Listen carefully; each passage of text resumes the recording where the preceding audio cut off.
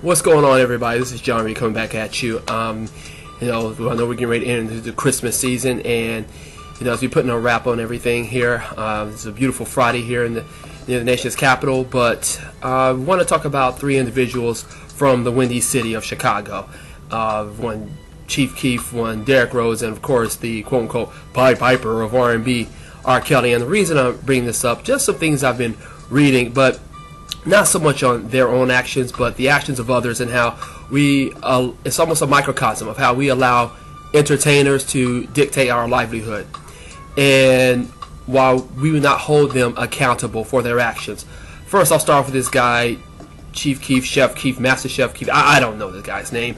I don't know much about him. I know he's some wannabe studio thug rapper out of Chicago, and he recently said regarding his new album that's coming out that he plans on tripling the murder rate in Chicago. Alright, now some people say I was taken out of context.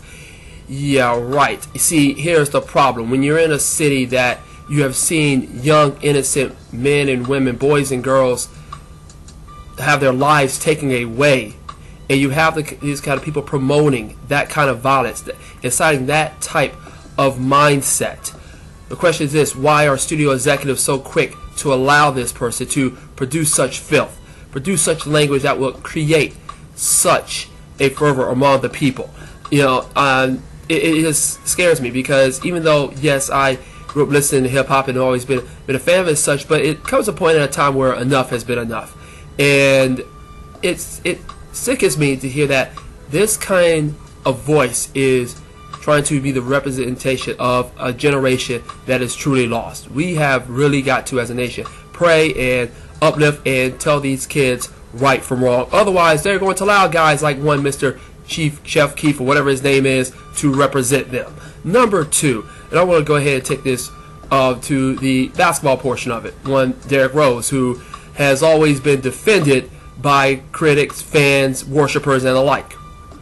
Now, a recent article came out saying that he was not happy with the building, the structure of the Chicago Bulls team, despite the fact that he's getting paid $30 million and basically not playing for 2 consecutive seasons. Yes, I know injuries happen, it's all a part of life. But the fact is this: you and your brother, who have tried to tell a $1 million organization how to run their business, is absolutely pathetic.